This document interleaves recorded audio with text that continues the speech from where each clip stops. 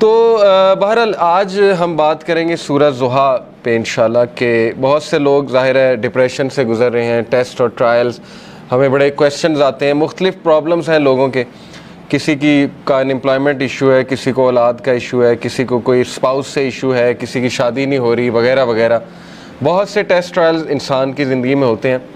تو سورہ ضحیٰ میں سمجھتا ہوں کہ ڈپریشن کا علاج ہے۔ اس طرح کی ڈپریشن جو وقتی طور پہ آ جائے، شیطان کی طرف سے آ جائے، تو میں سمجھتا ہوں کہ ان لوگوں کو جو بہت مشکل وقت سے گزرے، سورہ ضحیٰ پہ بہت زیادہ غور و فکر کرنا چاہیے۔ تو سورہ ضحیٰ سب سے پہلی بات مکہ میں ریویل ہوئی، اس کا تھوڑا سا بیک گراؤنڈ بتا دیتا ہوں، میں چاہوں گا آپ لوگ اس کو پڑھیں بھی تفسیر کے ساتھ۔ بیک گراؤنڈ اس کا یہ ہے کہ صحابی بلکہ امام احمد بن حنبل جو ہیں وہ روایت کرتے ہیں کہ اس کا بیک گراؤنڈ یہ ہے کہ رسول اللہ صلی اللہ علیہ وسلم he became ill so he did not stand for prayer for a night or two. Then a woman came and said, "Oh Muhammad, I think that your devil has finally left you." اللہ معاف کرے۔ یعنی اس طرح کے تلخ الفاظ رسول اللہ صلی اللہ علیہ وسلم کو سننے پڑتے تھے کہ رسول اللہ صلی اللہ علیہ وسلم ایک دن بیمار تھے رات کے لیے۔ یہ اب امام احمد بن حنبل نے ریکارڈ کیا ہے، تفسیر ابن کثیر سے میں کوٹ کر رہا ہوں۔ تو لیکن یہ کہ ایک خاتون آئی، اس نے کہا جی کہ لگتا ہے تمہارے شیطان نے تمہیں فورسیک کر دیا، نعوذ باللہ۔ یعنی اس کا ماننا یہ تھا نا کہ قرآن شیطان کی طرف سے شاید، اور اسی نے فورسیک کر دیا۔ تو پھر اللہ نے یہ صورت ریویل کی۔ دوسرا، بخاری، مسلم، ترمذی، نسائی، ان میں بھی یہ ریکارڈ کی گئی ہے حدیث، اور یہی ہے ان سب کا ویو کہ یہ اس موقع پہ ریویل ہوئی جب اللہ کے نبی صلی اللہ علیہ وسلم بہت غمگین تھے، اور اللہ کے نبی کو یہ لگ رہا تھا کہ یعنی لوگ کہہ رہے تھے نا کہ اللہ نے تمہیں فورسیک کر دیا، بلکہ یہاں تک کہ اللہ تم سے ہیٹ کرتا ہے، یہاں تک بھی ظاہر ہے کہ لوگوں نے کہا۔ تو بہرحال آئیڈولیٹرز جو تھے، مشرکین، انہوں نے بھی یہی کہا کہ لگتا ہے محمد کا جو اللہ ہے، جو خدا ہے، اس نے محمد کو نعوذ باللہ نگیٹ کر دیا ہے، یا محمد کو جو ہے وہ چھوڑ دیا ہے۔ تو یہی ہے شروع کے الفاظ سورہ ضحیٰ کے، پڑھتے ہیں اعوذ باللہ من الشیطان الرجیم، بسم اللہ الرحمن الرحیم۔ والضحیٰ واللیل اذا سجا، قسم ہے آفتاب کی روشنی کی، بائی دا فور نون، آفتاب کی روشنی کی قسم ہے، واللیل اذا سجا، اور قسم ہے رات کی جب وہ چھا جائے۔ واللیل اذا سجا سے مراد ہے by the night when it darkness. ما ودعک ربک وما قلی، نہ تو چھوڑ دیا تجھے تیرے رب نے، اور نہ ہی وہ تجھ سے نفرت کرتا ہے، نہ ہی وہ ناراض ہے تجھ سے، نہ ہی اس نے چھوڑ دیا ہے تجھے۔ Your Lord has neither forsaken you nor hates you. وَلَلْآخِرَةُ خَيْرٌ لَكَ مِنَ الْأُولَىٰ، and indeed the hereafter is better for you than the present، بلکہ آخرت تیرے لیے بہت بہتر ہے اس سے جو دنیا میں کرنٹلی تیرے پہ چل رہا ہے۔ تو دیکھیں 4 لیسنز اخذ ہوتے ہیں سورہ ضحیٰ سے، بڑے پاورفل 4 لیسنز انشاءاللہ، جن پہ میں آج روشنی ڈالوں گا۔ سب سے پہلے یہ پہلی 4-5 آیتیں سامنے رکھتے ہیں، اور پہلے لیسن کو ہم سامنے رکھتے ہیں۔ سب سے پہلا لیسن یہ ہے کہ ایون رسول اللہ صلی اللہ علیہ وسلم غمگین ہوتے تھے، ٹھیک ہے نا؟ تو it's okay to be sad. ہر انسان کی زندگی میں کچھ نہ کچھ ایسا ہے کہ اسے غم آئیں گے، اور یہ اللہ نے لائف کی نیچر بھی یہی بتائی کہ الذی خلق الموت والحیات لیبلوکم ایکم احسن عملا، کہ میں دیکھوں گا تم میں سے بہترین عمل والا کون ہے۔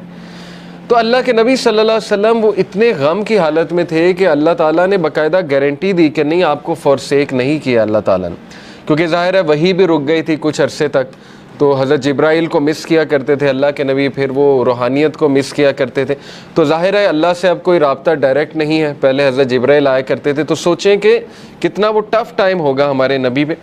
تو سب سے پہلا لیسن یہ کہ ایون پروفٹ صلی اللہ علیہ وسلم واز سیڈ، ٹھیک ہے، it's okay to be sad. دوسری بات یہ جو ان چند آیات سے ثابت ہو رہی ہے کہ دیر از لائٹ، وی آر ریمائنڈڈ کہ روشنی ہوگی، رات ہوگی، لیکن رات کے اندھیرے کے بعد آپ دیکھیں روشنی چھا جاتی ہے۔ تو اللہ نے اسی لیے سٹارٹ ہی اسی سے کیا، والضحیٰ، کہ میں قسم کھاتا ہوں آفتاب کی روشنی کی، یعنی there is always hope, there will always be a new day, اور time will come and go, وقت آئے گا، برا ٹل جائے گا، پھر کچھ اللہ کی طرف سے راحت آ جائے گی۔ تو this is how things happen, life کی نیچر اللہ تعالیٰ بتا رہا ہے کہ یس اندھیرا بھی چھا جاتا ہے، اور وہ پورا کا پورا چھا جاتا ہے، لیکن کبھی بھی اندھیرا پورا کا پورا نہیں رہتا ہے، صبح ہوتی ہی ہوتی ہے۔ تو اسی لیے اللہ نے سٹارٹ ہی والضحیٰ سے کیا، واللیل اذا سجا، اور جب رات کا اندھیرا چھا جائے، ما ودعک ربک وما قلی۔ یہاں سے یہ بھی ثابت ہوتا ہے کہ ضحیٰ پریئر جو ہوتی ہے، جسے ہم چاشت کی نماز بھی کہتے ہیں نا، 2 رکعت نفل، تو اس کے بارے میں ایک حدیث سنا دیتا ہوں۔ اللہ کے نبی صلی اللہ علیہ وسلم نے فرمایا، as each morning comes every one of you must give charity for every limb of their body. جب بھی صبح کا وقت ہو تو تمہارے ہر جو اعضاء ہے اس کو صدقہ کرنا چاہیے۔ سینگ سبحان اللہ is an act of charity, saying alhamdulillah is an act of charity, saying la ilaha illallah is an act of charity, and saying Allahu Akbar is an act of charity۔ یہ بڑے powerful اذکار ہیں، یاد رکھیں۔ سبحان اللہ، الحمدللہ، لا الہ الا اللہ، اللہ اکبر، اس کو ہمارے معاشرے میں ظاہر ہے چوتھا کلمہ بھی کہتے ہیں۔ بہرحال تو یہ ایک حدیث میں بھی آتا ہے کہ یہ جو اذکار ہے نا، یہ دجال جب آئے گا تو اس کے دور میں مومن کی خوراک ہوگی، جب فیمن کا دور ہوگا تو یہ مومن کی خوراک ہے یہ ذکر۔ تو بہرحال یہ اللہ کے نبی نے کہا یہ سارے الفاظ چیریٹی ہیں۔ commanding people to do good is an act of charity and forbidding evil is an act of charity. To pray 2 units at the time of duha suffices all of this charity۔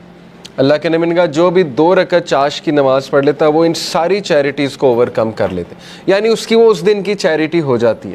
یہ جتنی بھی charities اللہ کے نبی نے بتائیں، تو یہ ہے چاش کی نماز کا جو ریوارڈ۔ چاش کی نماز جو ہے وہ سورج جب رائز ہو جاتا ہے تو اس سے لے کر ظہر کی نماز سے تھوڑا سا پہلے تک، آپ کہہ لیں آج کل 11 بجے تک پڑھ سکتے ہیں، 11 سوا 11 تک غالباً، یا اس سے تھوڑا سا پہلے۔ آپ نے دیکھا ہوگا تبلیغی جماعت لے جاتی تو وہ یہ عادت ڈالتی۔ ابابیل کی نماز بھی آپ نے سنا ہوگا، چاش کی نماز، دوحہ کی نماز، یہ ساری۔ ہم بات کر رہے تھے لیسنز کی، تو لیسن یہ چند آیات سے یہ نکلا کہ ہر اندھیری رات کے بعد روشنی آنی ہے، کبھی بھی سچویشن سیم نہیں رہتی۔ تو مومن کو کبھی بھی ہوپ لیس نہیں ہونا چاہیے کسی بھی سچویشن کے بارے میں۔ ہوپ ہی ایک ایسی چیز ہے نا جو انسان کو زندہ رکھتی ہے، ہوپ ہی ایک ایسی چیز ہے جو انسان کو ہیلدی رکھتی ہے۔ تو اللہ تعالیٰ ہوپ دلا رہا ہے، یہ اللہ کے الفاظ ہیں، یہ کسی انسان کے الفاظ نہیں ہیں کہ اللہ تجھے نہیں چھوڑ سکتا، نہ اللہ تجھ سے ہیٹڈ کرتا ہے۔ بس یہ اللہ کے کچھ طریقے ہوتے ہیں انسان کو ٹیسٹ کرنے کے لیے، انسان کو کچھ سکھانے کے لیے۔ اور پھر اللہ نے وعدہ کیا وَلَلْآخِرَةُ خَيْرٌ لَكَ مِنَ الْأُولَىٰ، کہ اے نبی یہ دنیا تو ہے ہی آپ کے لیے بہت بہتر، لیکن یہ کہ آخرت اس سے بھی بہتر ہوگی آپ کے لیے۔ تو اس دنیا کے جو غم ہیں، اس دنیا میں جو ٹیسٹ اینڈ ٹرائلز ہیں، وہ کہیں آپ لوگوں کو اس غم میں نہ ڈال دیں کہ میری زندگی میں اتنے پرابلمز کیوں ہیں، کیونکہ یہ دنیا کی زندگی تو ہے ہی بہت ٹیمپرری۔ اصل میں آخرت کی زندگی ہے، وہاں پہ آپ کا ریوارڈ جمع ہو رہا ہے۔ اور پتہ نہیں اللہ کے نبی کو تو اللہ نے کتنا دینا ہے۔